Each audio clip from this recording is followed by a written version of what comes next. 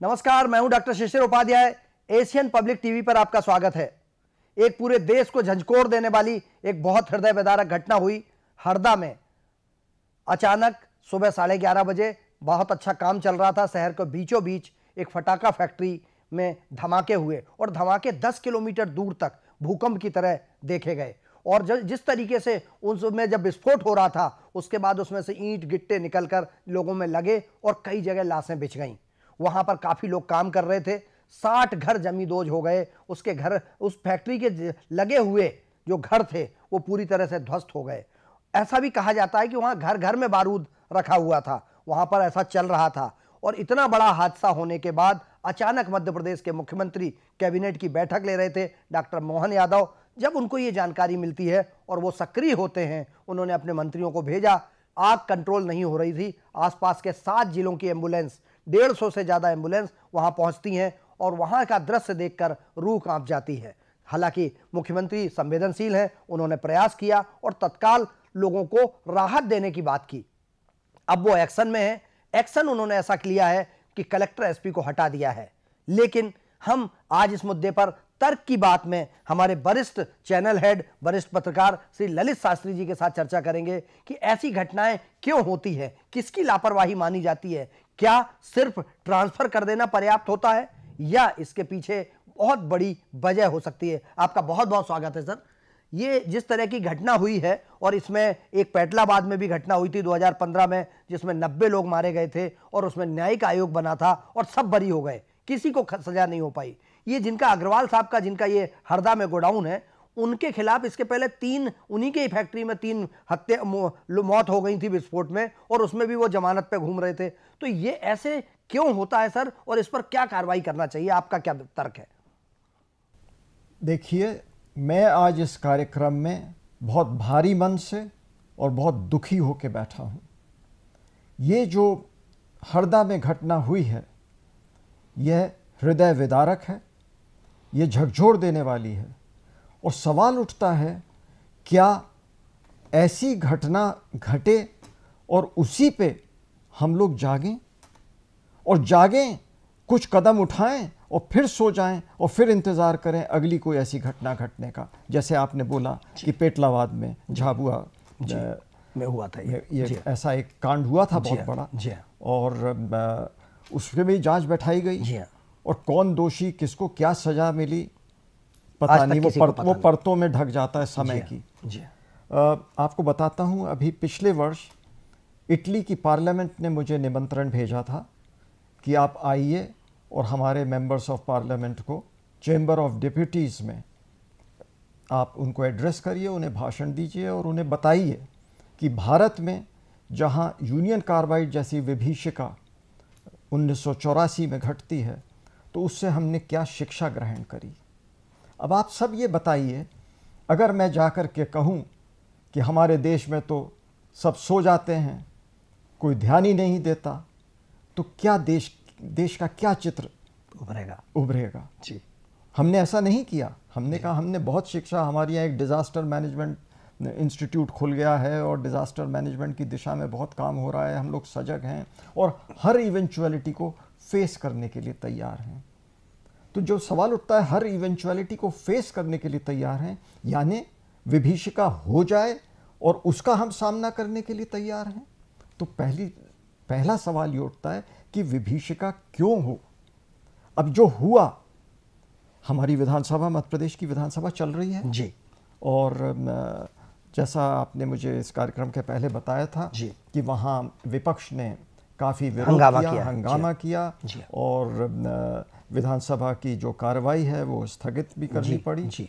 और जायज़ है, उनका विरोध जायज़ है, क्योंकि ये तो हुआ कि हरदा में अग्रवाल बंधु की एक फैक्ट्री में विस्फोट होता है और तुरंत खबरें आने लगी कि उससे कुछ ही दूर, 1.5 किलोमीटर दूर एक और उनकी वैसी ही फैक्ट्री सूख रहे थे और टनों से बारूद रखा, टनों से हजारों टन सुतली बम रखे तैयार सूख रहे थे, सुखाए जा रहे हैं टीन के पत्थरों पे, और बेइंतहा बारूद इकट्ठा की हुई है, लगा हुआ है, वहाँ तख्ती भी लगी हुई है कि लाइसेंस नंबर हमारा ये है और यहाँ पर बारूद है इस कमरे के अंदर और यहाँ पर खुले में सुखाया जा रहा है सुतली बम।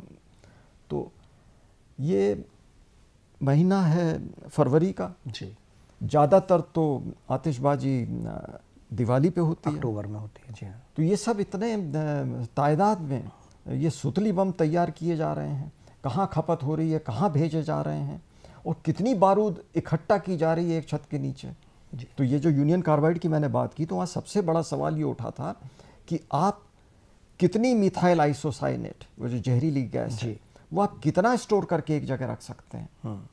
क्योंकि ये एक आरोप लगा था यूनियन कार्बाइड पे कि उन्होंने अमेरिका में इंस्टीट्यूट वेस्ट वर्जीनिया में एक कंपनी स्थापित करी थी, एक फैक्ट्री डाली थी जो बहुत ही एडवांस थी, और वहाँ पर 5 टन स्टोरेज फैसिलिटी रखते थे, और जितनी जरूरत पड़ती थी बनाते जाते थे, ज़्यादा नहीं स्टोर करते थे। यहाँ 40 टन एक एक टैंक में रखी गई थी। तो ये सवाल उठा था कि किसने परमिशन दी, तो यहाँ किसने इनको परमिशन दी कि आप इतनी अधिक तादाद में बारूद रखें, इकट्ठा करके रखें। और उसके बाद जो फायर सेफ्टी के जितने भी उपकरण होते हैं जी, आग बुझाने के उपकरण, कुछ नहीं थे, वो कहीं दिख नहीं रहे, कहीं नहीं थे सर वहाँ पर। तो अब सवाल उठता है, जिला प्रशासन जी, फायर सेफ्टी एक्ट जी, और इसको लागू करने की संस्था कौन है, किसका काम है? जिला प्रशासन। जिला प्रशासन, उसकी देखरेख में सब होता है जी।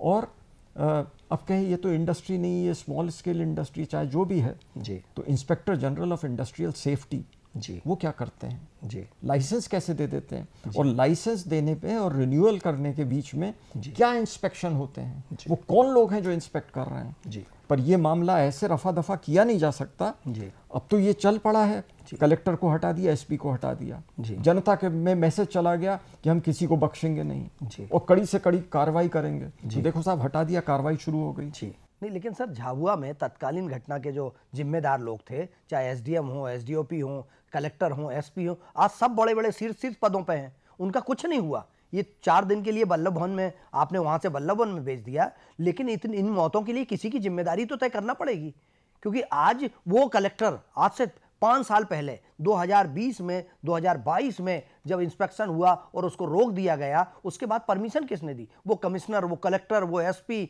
वो एसडीओपी, वो एसडीएम, वो क्यों जिम्मेदार नहीं होंगे? उनको क्या सेवा से बर्खास्त कर देना उचित नहीं है? ऐसी पुनरावृत्ति ना हो, इसके लिए ऐसे लोगों के खिलाफ कड़ी सजा होना चाहिए। ये आपने बहुत सही आपकी टिप्पणी है इस बात के ऊपर। अब देखिए, समाचार आ रहे हैं कि हरदा के कलेक्टर क्या बोल रहे हैं जी, और एक आरोप लग रहा है वहाँ के जो नर्मदापुरम के कमिश्नर थे, आजकल कहाँ, इंदौर में जी, आजकल वो इंदौर में कमिश्नर हैं जी। अब कलेक्टर कहते हैं कि हमने तो रोक लगा दी थी इस फैक्ट्री को, तो रोल बैक कर दिया हमारे आदेश को कमिश्नर ने तत्कालीन जी, और फिर ये हुआ कि अब दिवाली का समय है और किसी तरह छोड़ दिया जाए, किसी तरह प्रोडक्शन चलता रहे, ये किसी तरह ये चलता है अप्रोच जो है हमारी जी। और एक अधिकारी अपनी जो जिम्मेदारी है वो दूसरे पे उसको ट्रांसफर कर दे, दूसरों को सौंप दे अपनी जिम्मेदारी और वहां से बरी हो जाए जी। ये अब बहुत खेल हो चुका जी। अब ये जनता सब देख रही है, समझती है, और कब तक बर्दाश्त करेगी कि जो शीर्ष पे बैठे हैं अधिकारी और ऑल इंडिया सर्विस के अधिकारी जी, ये हमेशा जिम्मेदारी से बचते रहते हैं जी, और नीचे स्तर पे आखिर में किसी को बलि का बकरा बना दो और समस्या से निजात पाओ जी। ये जो एडमिनिस्ट्रेशन है और ये जो एडमिनिस्ट्रेशन का स्वरूप है जी, ये आंख मिचौली और लोगों की, जनता की आंखों में धूल झोंकने वाला काम अब बर्दाश्त नहीं करेगी जनता। जनता समझ रही है, और कोई भी विभीषिका हो उसमें जब किसी की जान जाती है तो ये आंकड़ों में नहीं, इसको हमें सीमित करके देखना चाहिए कि एक हादसा हुआ उसमें कितनी जानें गईं, इस हादसे में कितनी गईं। हर जान हमारे लिए बहुत महत्वपूर्ण है, कीमती है, और हर एक जीवन की रक्षा करना जो सत्ता में है, जो शासन में है, उनकी जिम्मेदारी है, और उससे वो मुंह नहीं मोड़ सकते।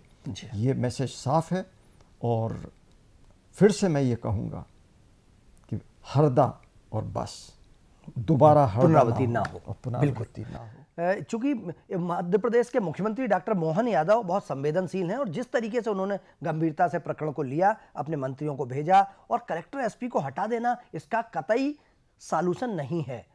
इस पर इसके पहले पिछले 5 सालों तक कौन कौन लोग अधिकारी थे, किन लोगों ने रिपोर्टें सौंपी और किन लोगों ने वहां पर हर 3 महीने में वहां निरीक्षण होता है, लेकिन क्या किसी लालच की वजह से यह सब खेल चलता रहा? और वो जो आज कातिल कहना उचित शब्द है उसके लिए, जो इतनी मौतों का जिम्मेदार है, वो इसके पहले भी मौतें होती थी और जमानत पे घूमता था, फिर जमानत मिल जाएगी उसको, फिर बाहर हो जाएगा और फिर ऐसा ही मौतों का खेल खेलेगा। जैसा सर का ये कहना है कि बस अब यह पुनरावृत्ति ना हो, हरदा दोबारा पेटलावाद और हरदा की पुनरावृत्ति ना हो, इसके लिए डॉक्टर मोहन यादव जी को कोई कड़ी संदेश देना पड़ेगा। और ऐसे जिम्मेदार लोगों को मेरा तो ये मानना है और दर्शक भी अपेक्षा करते हैं कि कम से कम इनके खिलाफ क्रिमिनल केस, हत्या के प्रयास जैसा प्रकरण दर्ज करना चाहिए, क्योंकि इनकी गलती की वजह से इतनी मौतें हुई और ये लोगों के बर्बाद हो गए लोग। तो इसके लिए जिम्मेदार कलेक्टर, एसपी, एसडीएम, एसडीओपी, वो निरीक्षण करता, वो जांच अधिकारी और जो बाकी अन्य जिम्मेदार थे, इन सब पर कड़ी कार्रवाई होना चाहिए। और सिर्फ तात्कालिक नहीं, इसके पहले भी जिनकी वजह से चल रहा था, मेरा तो मानना है कि वो कितने ही बड़े नौकरशाह हों, कितने ही बड़े पद पर बैठा हो, लेकिन पब्लिक सर्वेंट है और पब्लिक सर्वेंट की जिम्मेदारी पब्लिक की केयर करना होता है। यह जो घटना हुई है, यह भाजपा शासनकाल और डॉक्टर मोहन यादव की सरकार के ऊपर एक बहुत बड़ा बदनुमा दाग ना बन जाए, इसलिए इस पर कड़ा कार्रवाई करने का संदेश देने की कोशिश कर रहे हैं मुख्यमंत्री जी, और मुझे ऐसा लगता है वो करेंगे भी।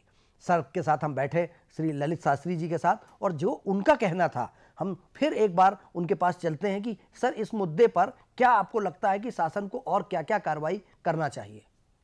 देखिए, मुझे स्मरण हो आया, दिल्ली में एक सिनेमा हॉल में उपहार सिनेमा में आग लगी थी, लंबा केस चला और आखिर में दोषियों को सजा दी सुप्रीम कोर्ट ने।